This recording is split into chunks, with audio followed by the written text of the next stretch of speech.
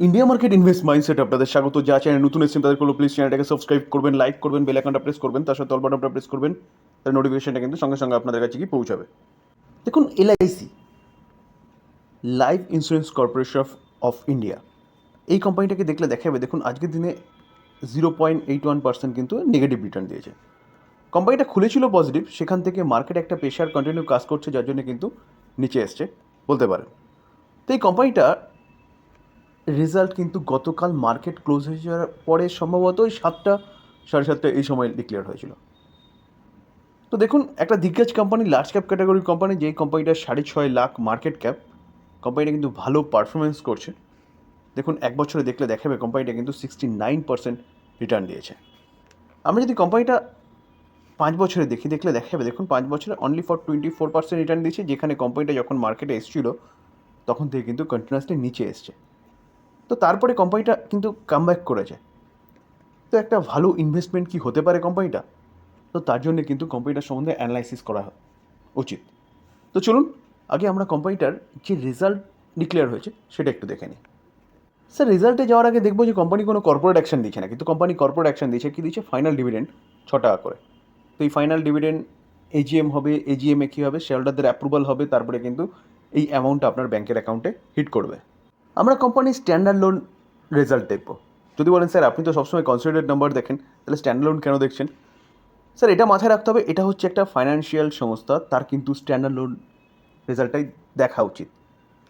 Rupees কি কারোর আছে, আমরা যদি সিকোয়েন্স দেখি তাহলে দেখলে দেখা যাবে দেখুন মার্চ 2023, ওকে, ডিসেম্বর 23 এবং মার্চ 24, সিকোয়েন্স একদম ঠিকঠাক আছে। এবার আমরা কিন্তু কোম্পানির ইনকামে চলে যাব। তো কোম্পানির যদি ইনকাম দেখি তাহলে দেখলে দেখা যাবে দেখুন টোটাল ইনকাম। তো ইনকামের মধ্যে কিন্তু অনেক ইনকাম রয়েছে। তো দেখলে দেখা যাবে দেখুন এক বছর আগে কোম্পানি কী ইনকাম করেছে। এক বছর আগে 2 লাখ, আগের কোয়ার্টারে 2,12,000, এই কোয়ার্টারে 2,50,000। তো কোম্পানির ইয়ারলি এবং কোয়ার্টারলি যে ইনকাম সেটা কিন্তু বেড়েছে। আমরা যদি কোম্পানিটার খরচা দেখি, দেখুন এই যে খরচাটা দেখাচ্ছে না, তার মধ্যে কিন্তু কমিশন রয়েছে, তার পাশাপাশি যারা এলআইসি থেকে বেনিফিটেড হয়েছে, অর্থাৎ ট্যাক্সের ব্যাপার নিয়ে তাদেরটা কিন্তু মাইনাস হয়েছে। টোটাল অনেকগুলো কিন্তু মাইনাস হওয়ার পরে টোটাল খরচা এখানে এসছে। তো আমরা যদি টোটাল খরচা দেখি তাহলে এক বছর আগে কোম্পানির খরচা কী ছিল? 1,93,000, আগের কোয়ার্টারে 2,03,000, এই কোয়ার্টারে 2,38,000। তো কোম্পানির খরচাও কিন্তু ইয়ারলি এবং কোয়ার্টারলি অনেকটাই বেড়েছে। দেখুন স্যার, এবার আমরা কি দেখব? এবার কিন্তু আমরা প্রফিট আফটার ট্যাক্স দেখব, অর্থাৎ ট্যাক্স দেওয়া, ট্যাক্স এবং প্রভিশন বলুন, অ্যাডজাস্টমেন্ট বলুন, সব কিছু বাদ দেওয়ার পরে কোম্পানির যে প্রফিট সেটা দেখব। তো দেখলে দেখা যাবে কোম্পানি এক বছর আগে কী করেছে। এক বছর আগে কিন্তু 13,427, আগের কোয়ার্টারে 9,444, এই কোয়ার্টারে 13,762। তো কোম্পানি ইয়ারলি প্রফিট জাম্প করেছে সামান্য হলেও, কোম্পানির কোয়ার্টারলি কিন্তু প্রফিট অনেকটাই করেছে। তাহলে বলা যেতে পারে কোম্পানি কিন্তু আগের কোয়ার্টার থেকে রেজাল্ট যথেষ্ট ভালো করেছে। দেখুন, আমরা যদি এনপিএ দেখি তাহলে এনপিএ দেখলে দেখা যাবে দেখুন এক বছর আগে কত ছিল? 12,000, আগের কোয়ার্টারে 11,100, এই কোয়ার্টারে 10,600। তো বলা যেতে পারে এনপিএ কিন্তু কোম্পানি কন্ট্রোলে আনছে। তো রেজাল্ট কিন্তু মোটামুটি ঠিকঠাক বলা যেতে পারে। আমরা যদি কোম্পানিটার মার্কেট ক্যাপ দেখি, একটু আগে দেখেছিলাম 6 লাখ, প্রায় 50,000 করোড় হচ্ছে কোম্পানিটার মার্কেট ক্যাপ। পি দেখলে দেখা যাবে কত আছে? পি 15.9 রয়েছে। Return on capital employ 66.4, return on equity কিন্তু 63.4, অর্থাৎ রিটার্ন অন ইকুইটি এবং ক্যাপিটাল এমপ্লয় যথেষ্ট ভালো রয়েছে। ফেস ভ্যালু 10 আছে, মানে কোম্পানি কিন্তু পরবর্তীকালে স্প্লিট দিতে পারে। যে সেগমেন্টে কোম্পানিটা কাজ করে সেই সেগমেন্টে কিন্তু কোম্পানিটা নাম্বার 1 কোম্পানি মার্কেট ক্যাপ অনুযায়ী। আমরা যদি মার্চ 2019 থেকে দেখি তাহলে দেখলে দেখা যাবে কোম্পানিটার নেট প্রফিট কত ছিল? 2,627, 2,710, 2,974। 2,974 থেকে সেটা কত এসছে? 4,100, 4,100টা 35,000, 40,000। কেন হয়েছে এত জ্যাম কোম্পানিটার? তো সেটা যদি দেখতে হয় তাহলে কিন্তু কোম্পানির ইনকাম এবং খরচাকে আপনাকে দেখতে হবে। কোম্পানি 2024-এ ইনকাম করেছিল কত? 8,46,000, সেখানে খরচা করেছে কত? 8,18,000। আর আগের কোয়ার্টারে 7,84,000, 7,50,000 খরচা করেছে। কিন্তু 2022-এ যদি দেখেন তাহলে 2022-এ দেখলে আপনি দেখতে পারবেন যে 7,23,000, 7,20,000, এবং তার আগেও যদি দেখেন তাহলে দেখলে দেখা যাবে মার্চ 2021 7,90,000, 7,91,000। এখানে তো কোম্পানি খরচা বেশি করে ফেলেছে ইনকাম থেকে। তাহলে কোম্পানি বিজনেস ভালো করছে বলতে পারেন লাস্ট 2 ইয়ারে, ঠিক আছে? তো যার জন্যে কিন্তু কোম্পানির প্রফিট এতটা জাম্প করেছে আগের ইয়ারগুলো থেকে। তাহলে বলা যেতে পারে কোম্পানি কিন্তু ভালো করছে বিজনেস। স্যার আমি সবসময় বলি যে কোনো কোম্পানিতে ইনভেস্টমেন্ট করার আগে কিন্তু সেই কোম্পানি কী বিজনেস করছে সেটা আপনাকে দেখতে হবে। তো এই যে কোম্পানি যে বিজনেস করছে ইন্স্যুরেন্স সেগমেন্টে, সেই বিজনেস কিন্তু ভালো করছে। কোম্পানির বিজনেসের মধ্যমণি ছিল কিন্তু এজেন্ট, অর্থাৎ এজেন্ট মারফত এই কোম্পানির যে বিজনেস সেটা কিন্তু আস্তে আস্তে কোম্পানি কী করতে চাইছে, মানে বন্ধ বলবো না, ঠিক কমাতে চাইছে। কোম্পানি অনলাইন সিস্টেম আনতে চলেছে, যেখানে খরচাটা তো এজেন্টদের কমিশনের প্রতি একটা ব্যাপক যতই, এবং তার পাশাপাশি কিন্তু যে কোম্পানির যে ব্রাঞ্চ সেট আপ সেখানেও কিন্তু একটা ব্যাপক পরিমাণে খরচা হতো। তো কোম্পানি যদি আস্তে আস্তে সেই জিনিসটাকে অনলাইনে শিফট করে, তাহলে কিন্তু আস্তে আস্তে এই খরচাগুলো অনেকটাই কমে আসবে। তো সেটাই কিন্তু কোম্পানি করার চেষ্টা করছে, এবং আস্তে আস্তে ডিজিটালি এলআইসির পলিসিগুলো বিক্রি করার প্রক্রিয়াকরণ চালাচ্ছে। তো সেই জায়গায় দাঁড়িয়ে স্যার কোম্পানি ভালো, বিজনেস ভালো, ইন্স্যুরেন্সের এখনও কিন্তু হিউজ পরিমাণ মানুষের কাছে গিয়ে পৌঁছায়নি এখনও ইন্স্যুরেন্স। তো সেই জায়গায় দাঁড়িয়ে স্যার ফিউচারে এর বাড়ার স্কোপও রয়েছে, যেখানে কন্টিনিউয়াসলি কোম্পানি তার রেভিনিউ বাড়াচ্ছে, কিন্তু খরচার জন্য কোম্পানি কিন্তু হচ্ছে কোথায় একটা পিছিয়ে পড়ে যাচ্ছিল। তো সেই জায়গায় দাঁড়িয়ে কোম্পানি কিন্তু খরচা কন্ট্রোল করারও প্ল্যান করে ফেলেছে। তো এই কোম্পানি নিয়ে কিন্তু আপনি চিন্তাভাবনা করতে পারেন লং টার্ম ইনভেস্টমেন্টের জন্য, অ্যাটলিস্ট 5 বছরের ডবল। যেখানে কোম্পানি তার রেজাল্টটা যা প্রেজেন্ট করেছে সেটা কিন্তু যথেষ্ট ভালো রেজাল্ট প্রেজেন্ট করেছে Q4। মার্কেট যে এক্সপেক্ট করছিল তার থেকেও কিন্তু ভালো।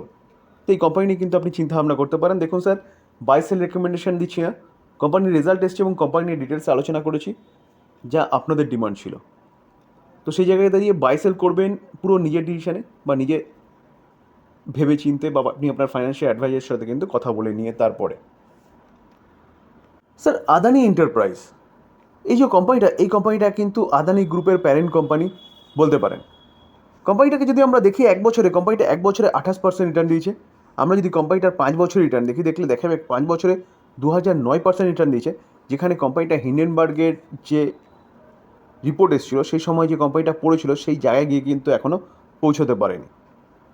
তো এই কোম্পানিটা চেষ্টা করছে সেই জায়গায় পৌঁছানোর, কিন্তু এই কোম্পানিটাকে নিয়ে একটা ভালো নিউজ পাওয়া যাচ্ছে, যেটা কিন্তু কোম্পানির বিজনেসটাকে আরও বাড়াতে সাহায্য করবে।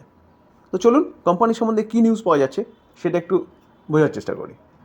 দেখুন স্যার, এই আর্টিকেল দেখলে দেখতে পারবেন যে আদানি এন্টারপ্রাইজের বোর্ড অ্যাপ্রুভ করেছে কত 16,600 crore হচ্ছে ফান্ড রাইজের কথা। কীভাবে? ভায়া কিউআইপি প্রসেস। দেখুন এটা কিন্তু আজকেরই নিউজ, 28শে মে দুপুর 12:49 কিন্তু এই নিউজটা পাওয়া যাচ্ছে। তো এই কিউআইপি প্রসেসে কিন্তু কালকেও আমরা একটা নিউজ কভার করেছিলাম, যেখানে আদানি এনার্জি সলিউশন 12,500 crore কিন্তু ফান্ড রাইজ করতে চলেছে। তো কোম্পানি কিন্তু বলতে পারেন একটা কিছু করতে চলেছে। চলুন আরেকটু ডিটেলসে দেখি। দেখুন স্যার, এই আর্টিকেল দেখলেও বুঝতে পারবেন যে আদানি এন্টারপ্রাইজ 28শে মে অ্যানাউন্সমেন্ট করেছে কি, যে বোর্ড অ্যাপ্রুভ করেছে 16,600 crore ফান্ড কিন্তু তারা রাইজ করতে চলেছে কিউআইপি রুটের মাধ্যমে। তারা কারণ হিসেবে বলছে কি, pushes for growth after the Hindenburg fall out last year. তো এই লাস্ট ইয়ারে হিন্ডেনবার্গের ফল আউটের পরে তার গ্রোথটাকে পুশ করার জন্য কিন্তু এই ফান্ড রাইজের কথা তারা বলছে। এই যে কিউআইপি প্রসেস সেটা কিন্তু কোয়ালিফাইড ইনস্টিটিউশনাল প্লেসমেন্ট। স্যার কোম্পানির বোর্ড অ্যাপ্রুভ করেছে মানে এই নয় যে কোম্পানি ফান্ড রাইজ করা শুরু হবে। কোম্পানি এজিএম হতে চলেছে 24শে জুন। তো জুন মাসের 24 তারিখে কিন্তু এজিএম অর্থাৎ অ্যানুয়াল জেনারেল মিটিং হতে চলেছে। সেখানে শেয়ার হোল্ডারদের অ্যাপ্রুভাল পাওয়ার পরেই কিন্তু কোম্পানি এই ফান্ড রাইজের কথা ভাববে। যেখানে স্যার আমি কালকে কিন্তু এই নিউজটাও আলোচনা করেছিলাম যে আদানি এনার্জি সলিউশনও এর বোর্ডও কিন্তু অ্যাপ্রুভ করেছে 12,500 crore ফান্ড রাইজ করার কথা, ব্যাপারটা কি থ্রু কিউআইপি প্রসেস। তো স্যার এই কোম্পানিটা কিন্তু আপনি আপনার রাডারে রাখতে পারেন, কারণ কোম্পানি জানিয়ে দিয়েছে যে কী করতে চলেছে। হিন্ডেনবার্গের যে একটা ফল আউট হয়েছে, তো সেটাকে পুশ করার জন্য কিন্তু কোম্পানি, অর্থাৎ বলতে পারেন কোম্পানি যে ফান্ড রাইজটা করছে তার বিজনেসটাকে কিন্তু ডেভেলপমেন্ট করার জন্য ফান্ড রাইজ করছে। তো সেটা আমরা অবশ্যই জানতে পারবো 24শে জুনে কোম্পানি ফাইনালি কী করতে চলেছে। তো সেই দিনটা কিন্তু অবশ্যই আমরা রাডারে রাখবো এই কোম্পানিটাকে। আর আপনারা আমার চ্যানেলটাকে সাবস্ক্রাইব করে রাখবেন, তাহলে গিয়ে কী হবে যে খুব তাড়াতাড়ি কিন্তু এই নিউজটা আপনারা জানতে পারবেন যে এই কোম্পানিটা অরিজিনালি ফান্ড রাইজ করছে। তো এই ছিল আলোচনা। যদি আলোচনা ভালো লাগে, যারা চ্যানেল নতুন এসেছেন তাদের প্লিজ চ্যানেলটাকে সাবস্ক্রাইব করবেন, লাইক করবেন, বেল আইকনটা প্রেস করবেন, তার সাথে অল বাটনটা প্রেস করবেন, তার নোটিফিকেশনটা কিন্তু সঙ্গে সঙ্গে আপনাদের কাছে গিয়ে পৌঁছাবে। থ্যাংক ইউ, ভালো থাকবেন।